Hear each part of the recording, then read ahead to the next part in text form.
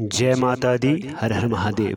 मित्रों, आज हम इस चैनल पर बांदा अर्थात वनस्पतियों पर विशेष चर्चा करेंगे। भटकते हुए मानस पुत्रों के लिए हमारे प्राचीन महर्षियों ने उनकी सुविधा के लिए अनेक प्रकार के तंत्र मंत्र तथा यंत्रों की खोज की है, जिसके द्वारा मानव हमेशा से ही लाभान्वित होता रहा है। उसी श्रेणी में आता है वनस्पति तंत्र। हमारे आसपास नदी नालों के किनारे तथा जंगलों में सैकड़ों प्रकार की वनस्पति पाई जाती है, लेकिन हम अनजान रहते हैं। सभ्यता के विकास के नाम पर सैकड़ों जंगल कटते चले आ रहे हैं। वनस्पतियों का निरंतर ह्रास इस बात का स्पष्ट प्रमाण है कि मानव सभ्यता विनाश के कगार पर है और इन वनस्पतियों में कीमती जड़ी बूटियां छिपी पड़ी हैं, लेकिन हम ज्ञान विहीन हैं। सैकड़ों ऐसी वनस्पतियां हैं जिन्हें यदि पशु खाता है तो दूध बढ़ जाता है, कोई व्यक्ति खाता है तो हृष्ट पुष्ट हो जाता है, किसी बूटी के खाने से पेट में अफारा हो जाता है तो किसी को खाने से दस्त हो जाते हैं। इन सभी वनस्पतियों का ज्ञान हमारे प्राचीन वैद्यों को था, जिन्होंने जंगल जंगल भटक कर इन वनस्पतियों के बारे में जानकारी हासिल की और बहुत सी वनस्पतियों का दवा के रूप में प्रयोग किया। अंग्रेजी दवाइयाँ वनस्पतियों का रस ही है। सर्पगंधा एक ऐसी वनस्पति है जिससे जो अंग्रेजी दवा का निर्माण किया गया, उसका नाम सर्पन टैबलेट रख दिया गया। यह रक्तचाप तथा मानसिक रोगों के लिए रामबाण औषधि है। इनमें कुछ वनस्पतियां ऐसी भी हैं जो मनुष्यों को चमत्कारी रूप में अपना चमत्कार दिखाती है। इन वनस्पतियों में इतनी दिव्य शक्तियां छिपी हुई है कि मानव के जीवन में उजाला कर देने की सामर्थ्य इसमें शामिल है। इन वनस्पतियों से तंत्र में रोग निवारण, धन अर्जन, उच्चाटन, मोहन और मारण तक करना संभव है। हमारे जीवन की कोई भी समस्या हो, उसका इन वनस्पतियों के द्वारा निराकरण करना संभव है। इसी वनस्पति श्रेणी में आता है बांदा। यह एक परजीवी वनस्पति है जो जमीन पर पैदा न होकर किसी वृक्ष पर पैदा होती है तथा उसका शोषण करती है। अर्थात जिस वृक्ष पर बांदा पैदा होता है उसकी खुराक से स्वयं का पोषण करता है। इसके पत्ते गोल तथा सख्त होते हैं। इस पर गुलाबी रंग के लौंग के समान फूल आते हैं, जो देखने में बहुत अद्भुत और सुंदर लगते हैं। यह फूल गुच्छों में होते हैं तथा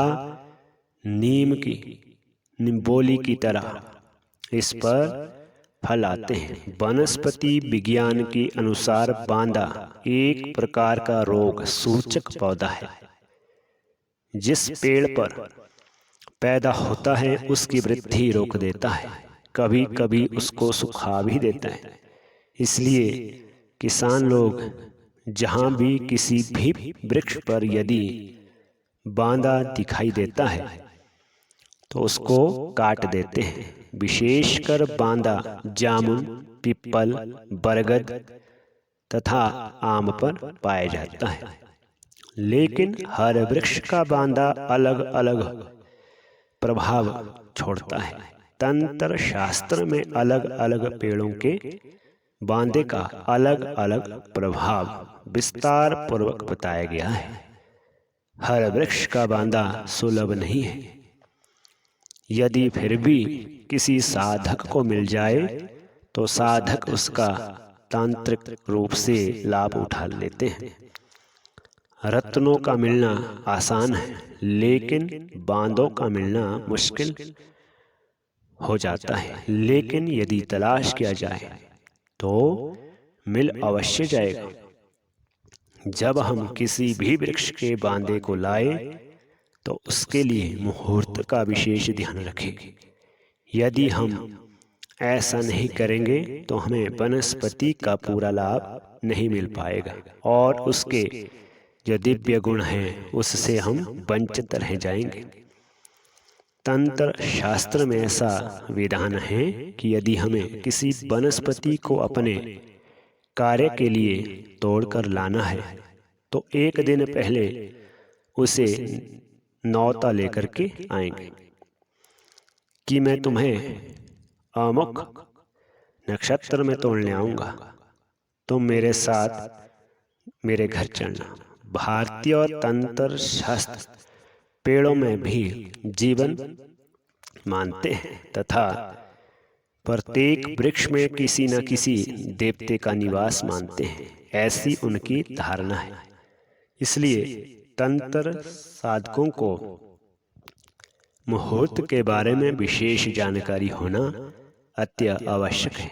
यदि हम बिना किसी मुहूर्त के किसी भी बांदे को तोड़ करके लाते हैं तो वह अपने दिव्य गुण को खो देता है, फिर वह एक साधारण वनस्पति ही रह जाती है।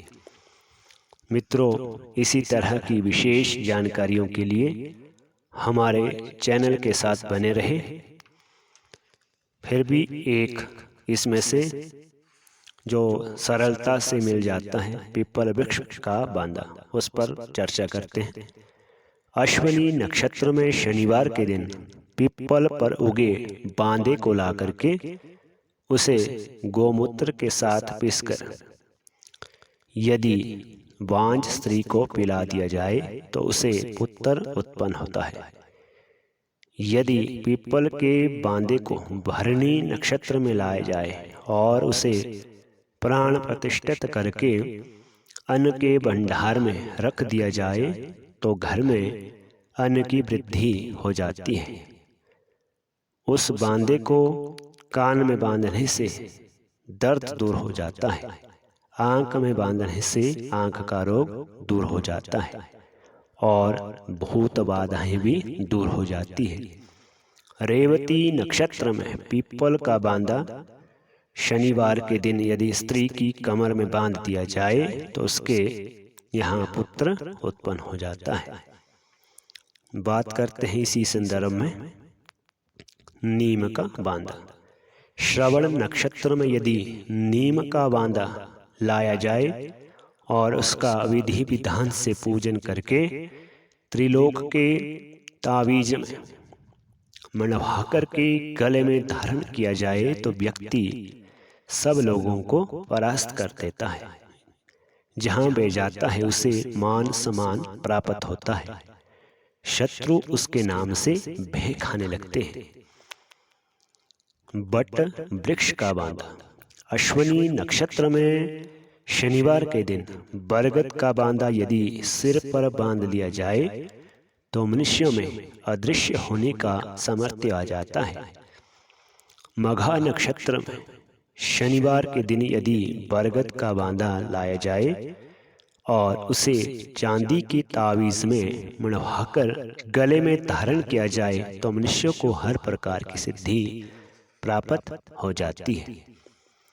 यदि आपको कहीं आम के वृक्ष पर बांदा मिल जाए तो उसके लिए हम यहाँ चर्चा कर रहे हैं। रोहिणी नक्षत्र में यदि आम का बांदा लाया जाए और उसकी 3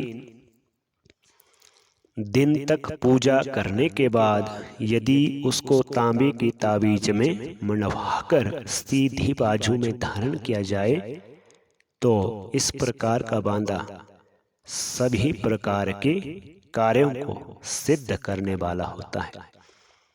जय माता दी, हर हर महादेव। मित्रों, इसी प्रकार की अद्भुत और प्राचीन रोचक जानकारी के लिए तंत्र संबंधित सभी प्रकार की जानकारियों के लिए हमारे चैनल अमेजिंग सीक्रेट राज को सब्सक्राइब करें। जय माता दी, हर हर महादेव।